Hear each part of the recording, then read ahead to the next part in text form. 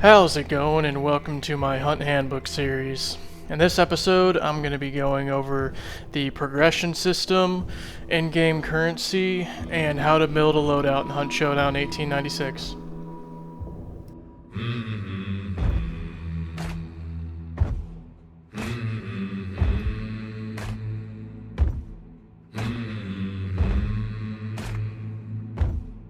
So, Hunt Showdown 1896 has 3 progression systems in the game.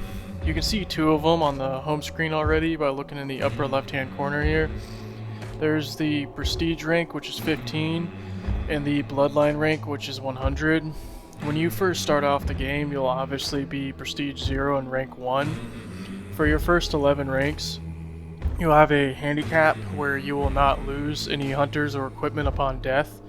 This handicap is extremely powerful, so take advantage of it for your first 11 ranks, because afterward it will be gone forever and there's no way to ever get it back. Your rank will increase by just playing the game. Pretty much everything in the game gives you XP, ranging from just killing generic monsters to collecting clues, closing rifts, killing and banishing the boss, killing other hunters, and extracting with the bounty. Killing and banishing bosses, killing hunters, and extracting with the bounty will give you the most XP in a match. Everything though else will give you a little bit, and it adds up over time, so even dying gives you a little bit of XP. So just click on the Bloodline rank here in the upper left hand corner to see every reward that you get for ranking up and which rank you get them at. You will start off with all base variants of weapons unlocked, and the way to unlock different weapon variants is to use that specific weapon in game, so they are not a part of Bloodline progression. What you do get from Bloodline progression is tools such as throwing knives, traits such as Greyhound here, or consumables such as this Vitality Shot, with random hunt dollar amounts sprinkled in between. And upon reaching all the way up to rank 62 and above, you will get only hunt dollars as your rank up reward. And once you reach rank 100, your Bloodline XP will be recycled into additional hunt dollars that you'll get if you choose to not prestige, which is pretty nice because there's a lot of players like myself that don't really prestige. Like, I would easily be prestige 100, but I chose not to prestige for well over 3 years because the prestige system used to be incredibly tedious, and there was little to no rewards, so many players like myself just chose to not prestige at all. You'll encounter players with way more experience than I have in hours that are not even Prestige 1, and then there's players with half as much experience as me that are Prestige 100 because they were just going crazy and prestiging as much as they possibly could. But now the devs have made it so that it's a lot more streamlined to prestige in the game. It's way less grindy, I would say, and there's actual decent rewards now, so some people like me have kind of begun to prestige again. So now that we're on the topic of prestiging, to view the prestige system, you just need to click the upper left hand corner here on your prestige rank, or if you're already on this progression page, you just click the prestige level tab here. This will show you your current prestige level as well as allow you to prestige if you're currently rank 100 like I am. And it will also show you the rewards for every single prestige level up to the maximum prestige of 100. Prestiging in Hunt Showdown gives you various rewards such as legendary hunters, weapon skins, and blood bonds, which this is the way to get the most blood bonds in the game without paying for them. So there's a lot of players that prestige for that. So what's nice is that all these skins and legendary hunters that you get from prestiging are completely unique, and you cannot obtain them any other method in the game, including purchasing them in the store. So that gives you a little bit of an incentive to grind towards them. So some prestige ranks reward you with a random equipment skin. This is the only reward that's not technically unique because a lot of these skins you can obtain through other methods. Because the way it works is It's just a list of all the skins that you do not currently own, and it'll select a random skin from that list. So this includes all skins that are in the store. I think it includes everything except DLC skins, if I'm not mistaken. So it's at least a good way to get a lot of different unique skins from the store for players that don't want to pay for them with blood bonds, for example. So that's pretty much the gist of prestiging and how it works in the game. So the third leveling progression system in the game is hunter level. All hunters have their own unique level, which starts at level 1 and maxes at level 50, as you can see here on the left hand side of the screen, this hunter being level 50. All hunters upon recruitment are level 1, including legendary hunters, and to level them up you must play as them and gain XP the exact same ways that you gain Bloodline XP. Upon leveling up, each hunter earns 1 trait point, which can be used to purchase traits, as well as lost health chunks in the equipment screen on the left hand side here. It typically takes 2 to 5 matches for most players to max out a hunter. This is 2 to 5 matches where you're killing the boss, banishing the boss, killing other hunters, and extracting with the bounty on all 2 to 5 matches. So if you're just merely surviving but not really getting any kills and not getting the bounty, it will take much longer, typically 10 plus matches, so it's not advised to use that method. At level 50, hunters can be retired for Bloodline XP. So if you go in the lower right hand corner of the actions menu here, or just press shift, it'll bring up their menu and you can see the retire hunter button here. If you click this and approve it, it will send all of their equipment back to your inventory and the hunter will be lost permanently. In exchange, you will get a lot of Bloodline XP. This is the way to get the most Bloodline XP in the game, far more than playing matches. So a good way to level up quickly if you're trying to just like power through prestiges, for example, is to get a lot of level 50 hunters and just retire them as soon as they hit level 50. In my personal opinion, this is what you want to do with the vast majority of level 50 hunters, because the only other use for them is just to play as them until they die and take advantage of all the cool traits you have with them at that point. But retiring them gives you way more benefits in the long run with the sheer amount of XP that you get. So before we move on to loadouts, I'm going to go a little bit more in depth about the 2 in-game currencies of Hunt Showdown. The first is Hunt Dollars, which is the standard in-game currency, and they are earned mostly from extracting with bounty tokens, but small amounts are also earned from looting coin purses, cash registers, and dead hunters in-game, as well as killing monsters and collecting clues. They are used to hire hunters and to purchase equipment. Blood bonds are the other currency, and they are the premium currency of Hunt Showdown. They are mostly obtained by purchasing them in the store, as well as battle pass rewards and prestige rewards. Small amounts can be found in match, but it's pretty negligible, to be honest. And prestiging is the only way to get a decent amount of blood bonds for free. So now on to loadouts. Let's first start off by going to the Hunter tab right up here. This will bring up your roster of all your currently hired hunters. And let's start off by checking out the free hunters, which is this button here. You gotta double click it. That's, as a side note, if you're like me and you use your mouse for everything on this UI, a lot of the buttons need to be double clicked, especially equipment. If you single click, it just selects it. Double clicking will equip it, or actually, in this case, go to that menu. So once you double click it, you will see that there are 4 free hunters for hire, and I currently have 1 already hired. After each match, these 4 hunters will be reset, and they all come with a random, pretty low tier loadout that's decent enough. If you have more than 20,000 hunt dollars to your account, which I do not, you cannot recruit free hunters, but as long as you have less than 20,000, you're good to go, and you'll have these free hunters to recruit. All items that they come with are marked as contraband, which is indicated by these red skull icons on them. Contraband items cannot be sold, and only 1 copy of each contraband item can be in your inventory at a time, Any additional copies will be discarded if you unequip it from that hunter.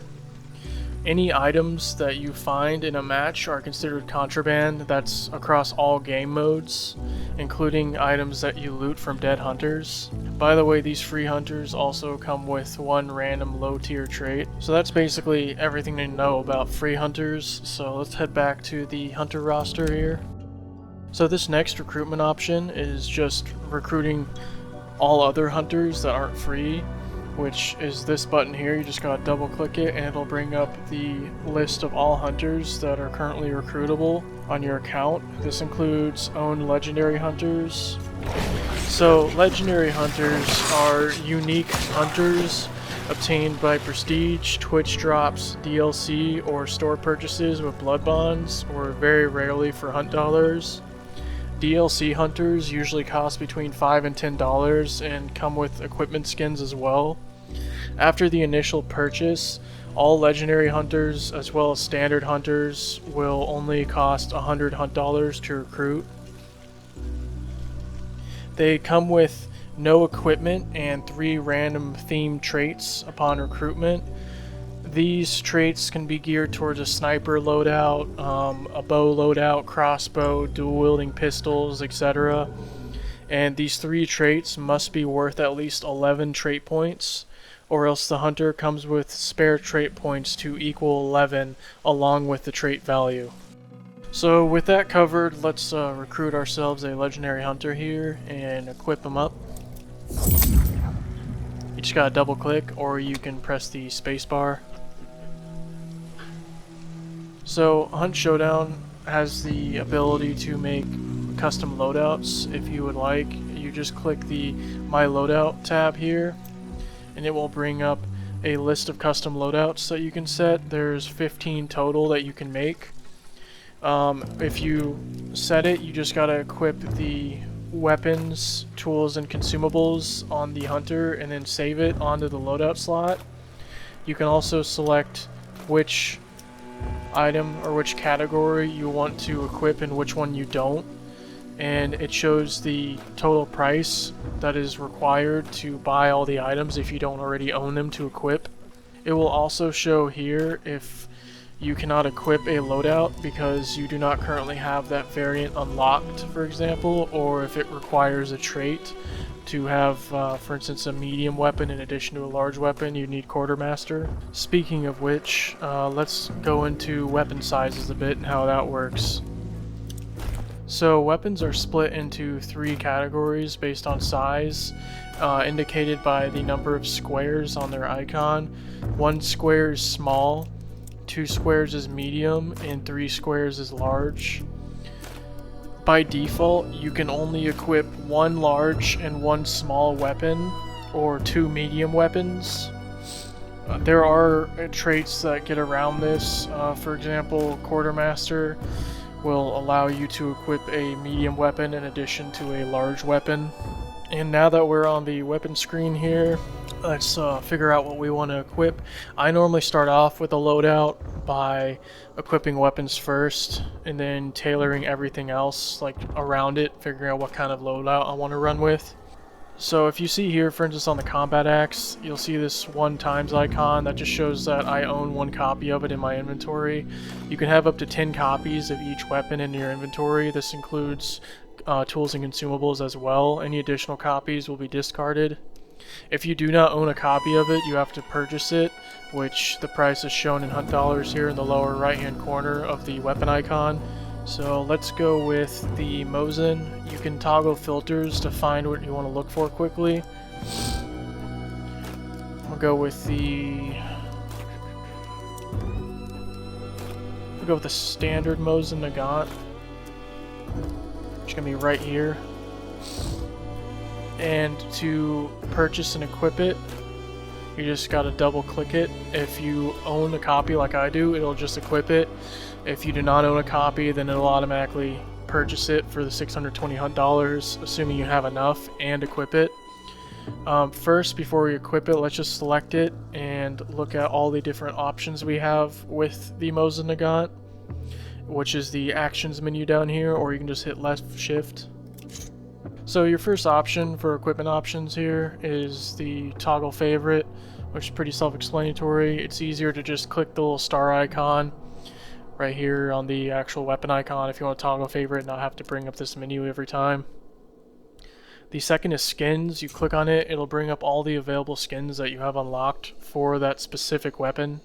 This only applies for weapon variants too. You can't, for instance, put a standard Mosin skin on a bayonet variant, or vice versa.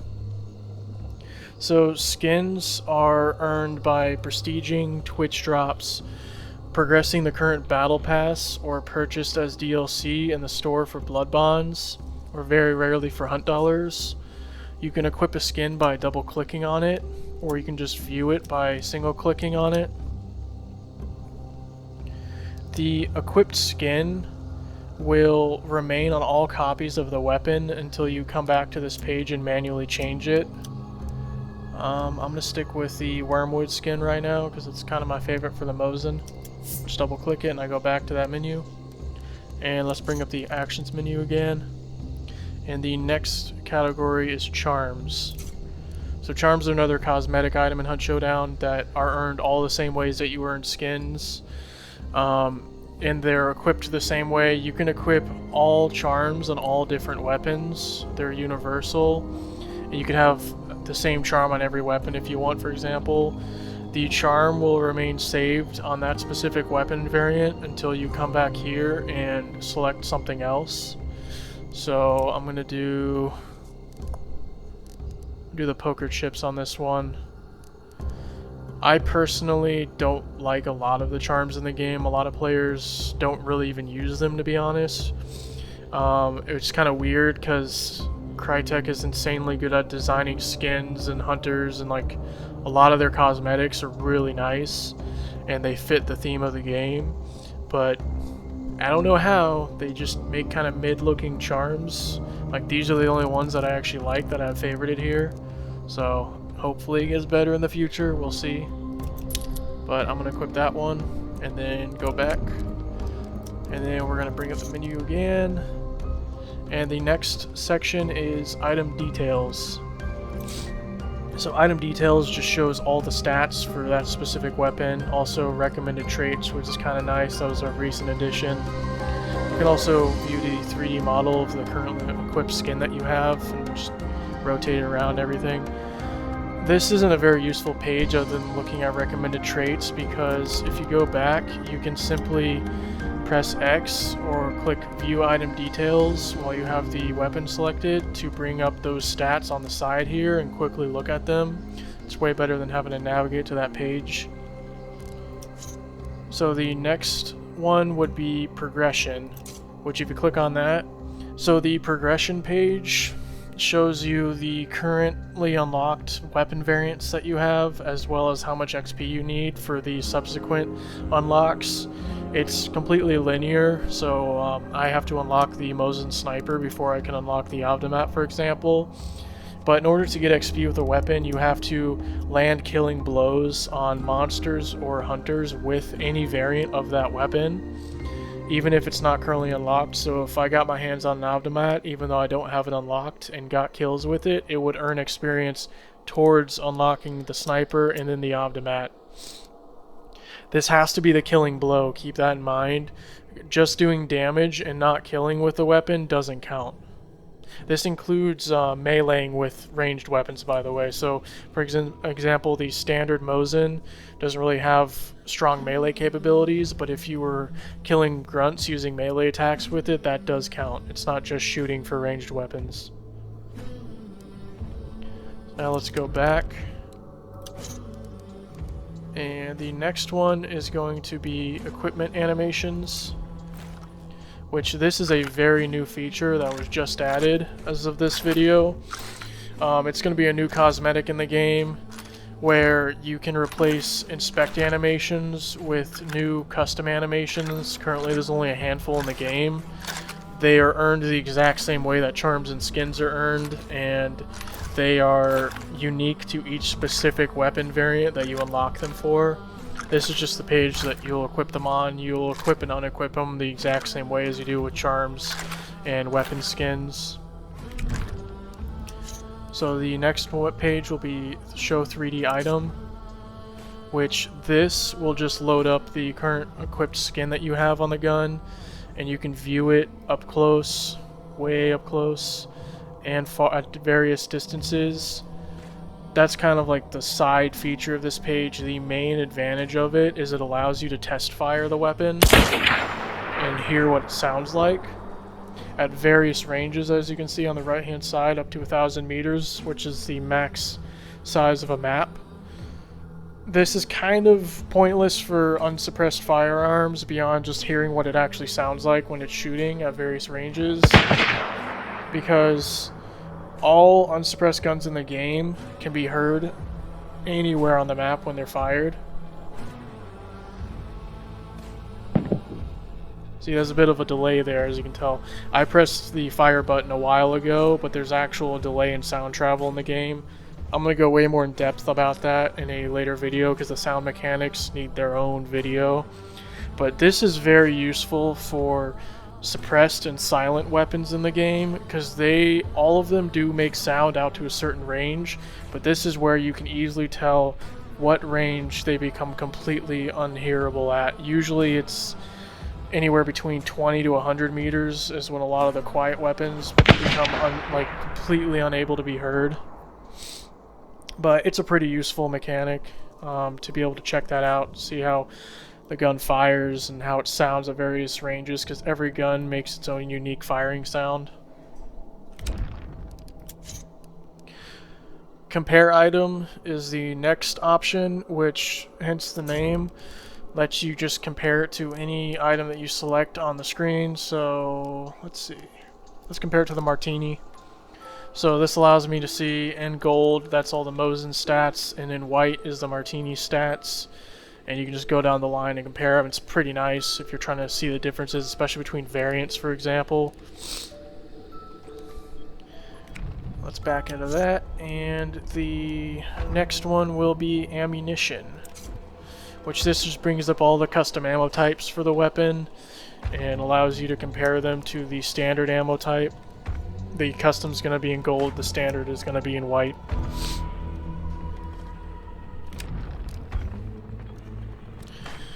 And the last is the View Legend option, which just lets you go through and check all the different legend icons. That's more like in-depth game data. Yeah, this is more universal to everything. It's not specific for the selected item per se. So see, it just shows what each icon means and goes in depth about it. It's pretty useful if you don't really know what that specific icon means, but honestly hovering over it will have the same effect. So if I go to item details and I hover over it here, I can see right off the bat that that icon means it's a melee icon and shows what it does.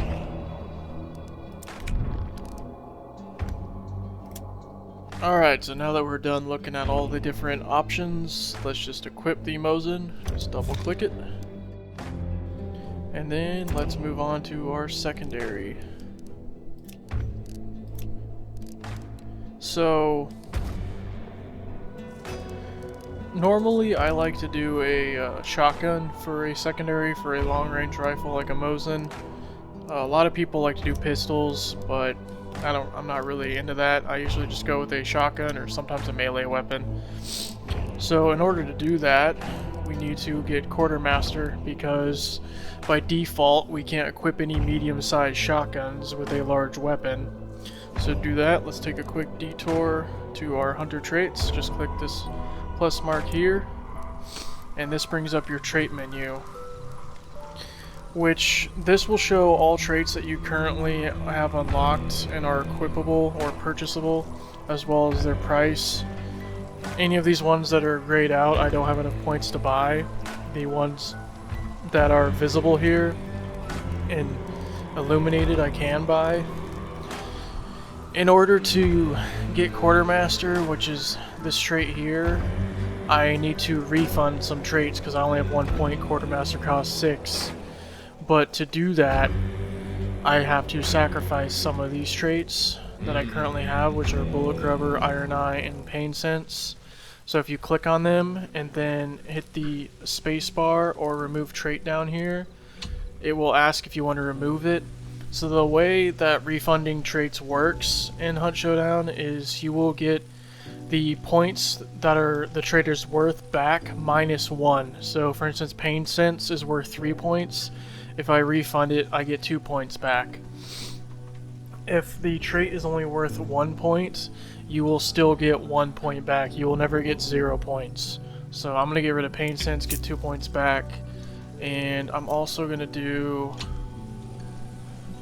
I'm not going to do Iron Eye because that won't give me enough. I'll do Bullet Grubber, which kind of sucks because the Mosin benefits from Bullet Grubber. But I really want to get that shotgun, so I'm going to get rid of Bullet Grubber and keep Iron Eye because that helps the Mosin.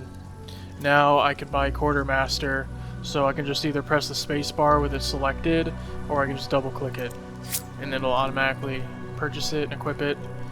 So there you go, now I have Quartermaster. If I go back, if you see now I have a medium slot that I can equip.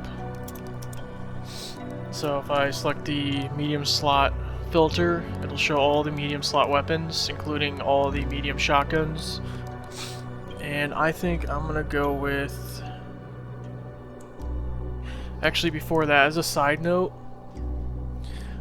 pistols can be dual wielded in Hunt Showdown. You just have to equip 2 of the same pistol. You can't dual wield different pistols. So for example, if I was gonna do the Codbowl conversion pistol, I just equip 2 of them, and there you go, I have them dual wielded. This counts as a medium slot weapon, so it can only be done if either your primary is a medium 2 or you have Quartermaster like I do. It also has a debuff of you only get reserve ammo for 1 of those pistols, instead of both of them. So for example, the conversion pistol, let's look at the details here. And you'll see that right here is the reserve ammo as well as how much it comes loaded with.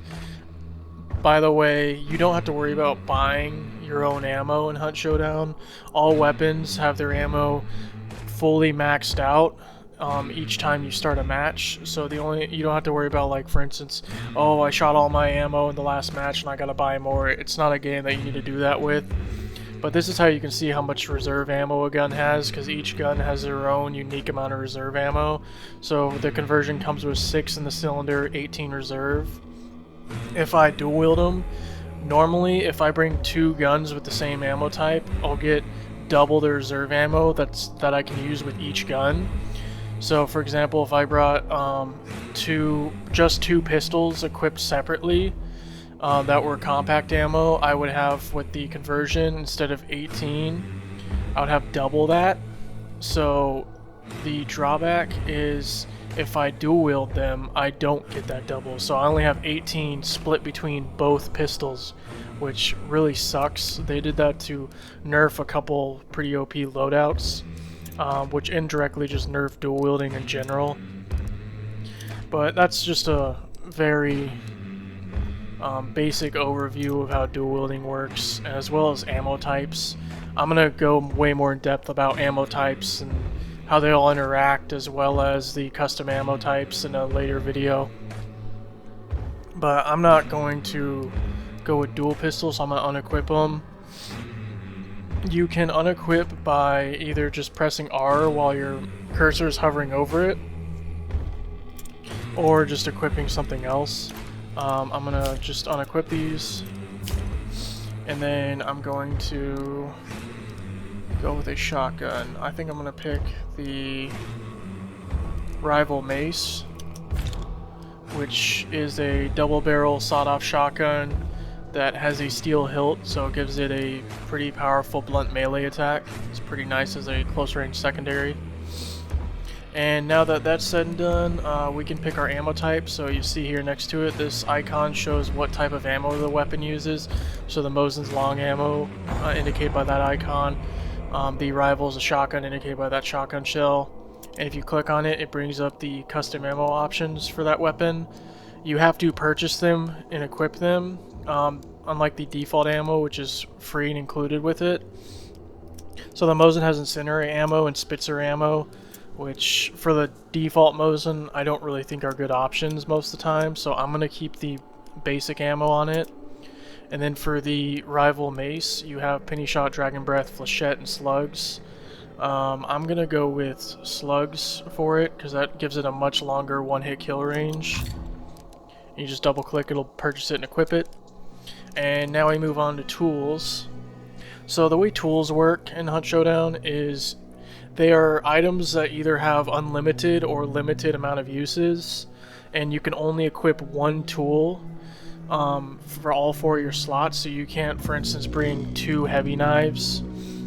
You also are limited to these 4 slots, and upon restarting the next match, your tools are replenished. So what I mean by that is, if I purchased and equipped bear traps, for example, they only have, I think it's 3 uses by default. See, if you go here, just like with the weapons, you can look at, yeah, pack of 3, and so that means you got 3 bear traps. If you placed all 3 bear traps in the match, they will be restored automatically without costing any money upon entering your next match.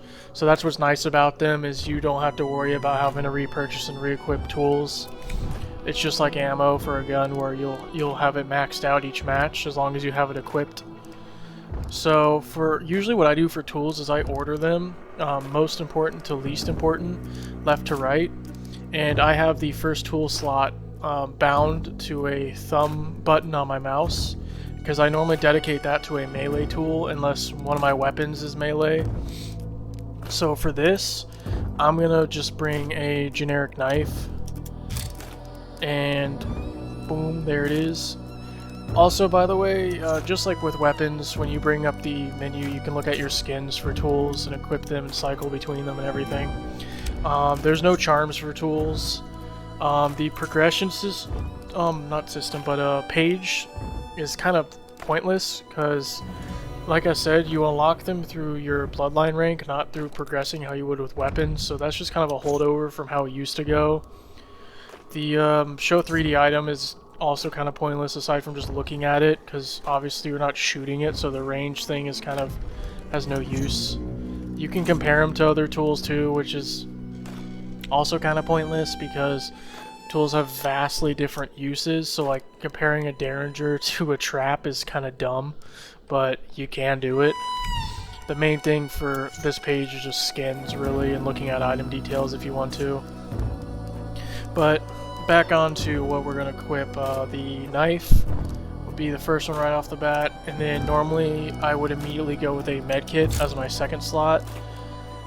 Pretty much 99% of the time you'll want to bring a medkit, especially as a new player. You can only kind of get away without bringing it when you're like a veteran player and you have other healing options, or you're just really smart about it. And then the third one is going to be choke bombs, which if you're playing in a team, you always want to bring choke bombs, because choke bombs put out fires, which that main use is for putting out any down teammates. If their body's on fire, putting that out. So that's kind of just a common courtesy if you're playing in a team. If you're playing solo, choke bombs are basically useless. But as a minimum, knife and a medkit for being in teams or solos. And then the fourth slot, I usually either dedicate to just whatever I want to do. Usually I'll bring either fuses to put hunters on fire when I kill them to burn away their health, or a trap of some kind, or maybe throwing knives. I'm gonna go with bear traps for this. You can do a dedicated trap build where, because there's 4 different trap types in the game, so you could do all 4 traps if you have a weapon that has a melee ability, and then you have enough healing items as consumables to get away with not having a medkit or a knife. That's if you're wanting to be like really dirty and just camp with a million traps, which I've honestly done that a couple times. So now that we are done with tools, let's move on to consumables. So for your consumables, the difference between consumables and tools, you still have the 4 slots, is with consumables you can equip multiples. So I can bring 4 vitality shots if I want. Consumables are also all one-time use, and they are not replenished after leaving the match. So you have to rebuy them and re-equip them. Like, always remember to do that before you hop into your next match, because a lot of people forget occasionally. I've done it. It happens, so you always got to make sure to come back and buy and equip your new consumables. So what I usually do, similar to tools, I order it from most important to least important. And my first consumable slot is bound to a thumb key on my mouse, and which I dedicate to healing shots, so either vitality or regeneration shots. And so I'm gonna go with 2 weak vitality shots as my first 2 slots, and see how it just does ×2, and they look like they take up 1 slot, but it darkens out that last slot since it still takes up 2. And for my next, I would either do, really depends on what I feel like running for a loadout, but I think I'm going to go with a frag bomb, which is a good weapon to use against hunters that are hiding in any sort of, like, they're bunkered down anywhere and you got to flush them out and get quick kills with it. It's a very lethal weapon, but very expensive. And then next I'm going to do is a stamina shot, just so I can run for a long time right off the bat. And I normally put stamina shots at the very end on the far right, because I generally use stamina shots, you'll pop them right at the beginning of the match, so you can just quickly sprint and collect clues and melee any monsters and stuff like that. So since I'm going to use that immediately, it'll be gone, and then I can just have my vitality shots and my frag bombs ready to go here. So now that consumables are done, that's pretty much the complete loadout, and we're ready to hop into a match. So you gotta just play with this hunter or hit control, and then all you gotta do is pick what game mode you want to do, ready up, and have some fun. So that's my complete guide on loadouts and the progression system. So happy hunting, and make them ye their last haw.